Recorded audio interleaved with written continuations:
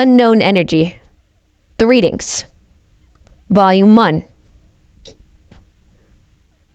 I was told to write down every exact thing I had to say, so that's what I'm doing. Heck, I'll even write down dramatic markings if it pisses them off. Hey, whoever's making me do this?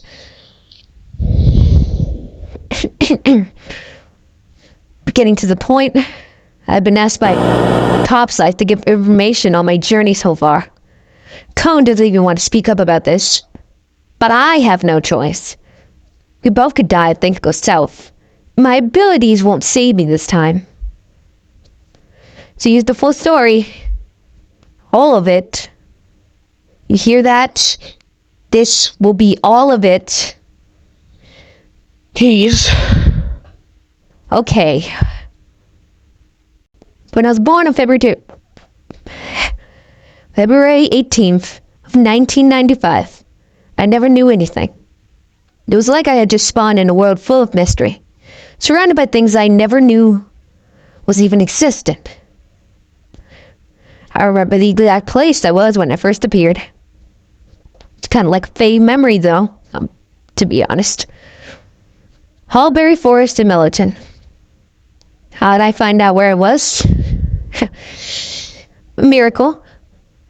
I don't know if it was my unknown energy that did it, or the unreckonable sign sitting right next to me, but I was able to somehow learn where I was on the spot.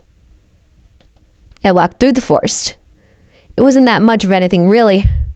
Just your typical green leaves and brown stem.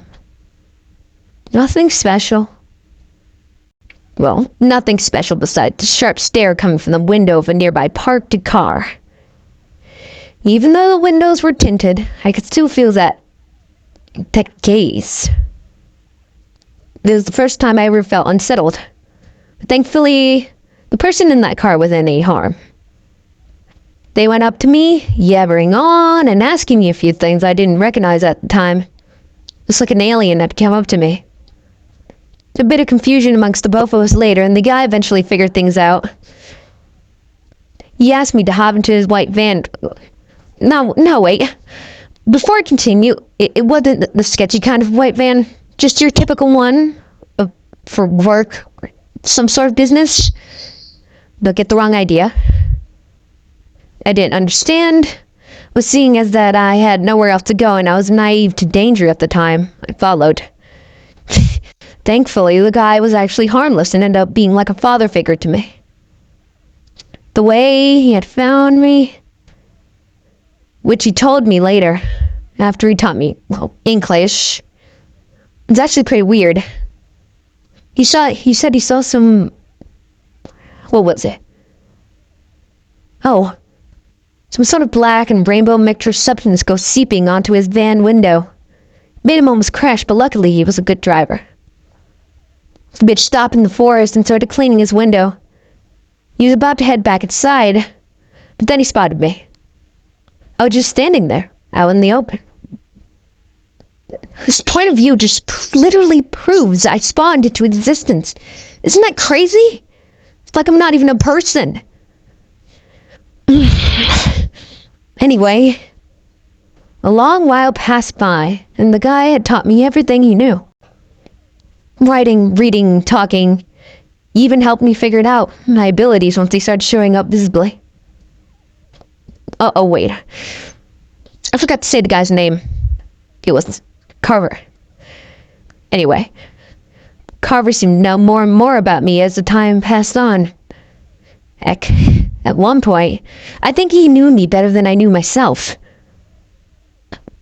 Cone? I got them? Oh. It's a pretty complicated story, but I can tell it. When I was around 7 or 8, I started seeing this shadow-like figure appearing in my vision. I told Carver about it, but he didn't really believe me. As I grew up, this figure started to show itself more and more until one day, when I was 10, they appeared in front of me fully. June 28th was the day.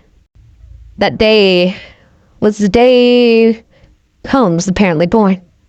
According to him, or them, or to whatever you want to call him. They started following me around like some sort of pet. Uh, sorry, not a pet. Not a pet. Child. Is that better? Jeez. Stupid.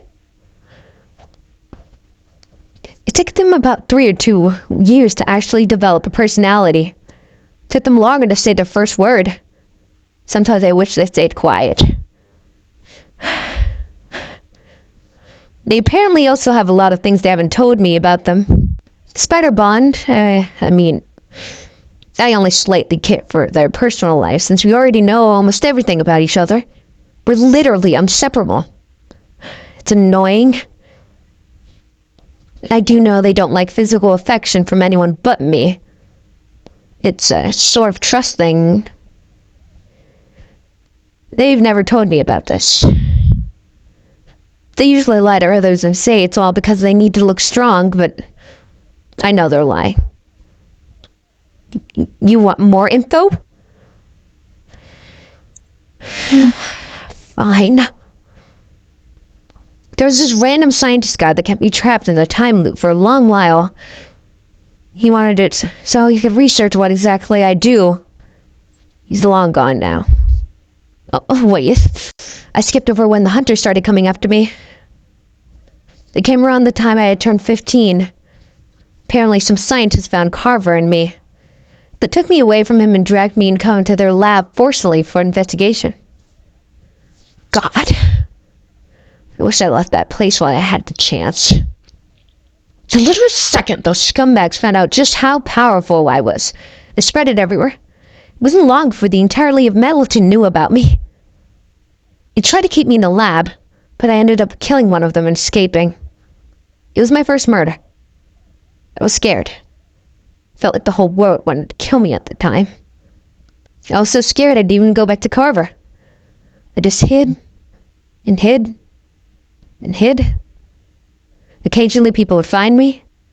Some were nice. The others deserved to die. After almost a year, Carver found me again. I was scared he might be like the rest, but he was different.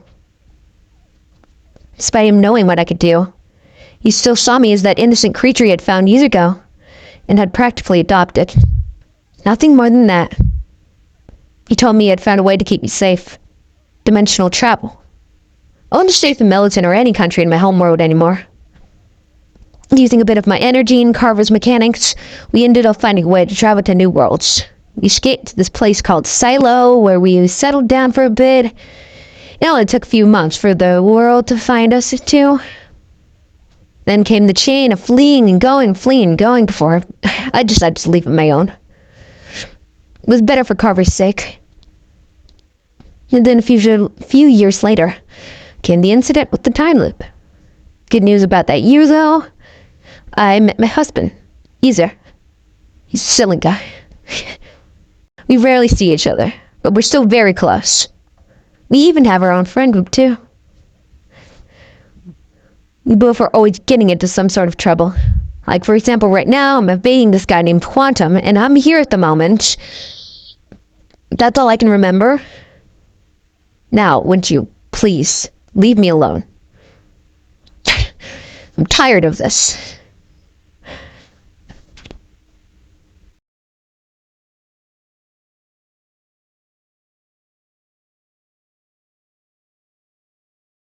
Update log, January 18th of 2024.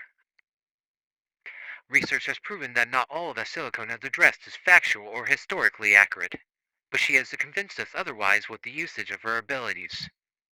She has currently escaped and is now roaming free once more. We do not know her current location, but we'll be collecting information from other facilities. Log end.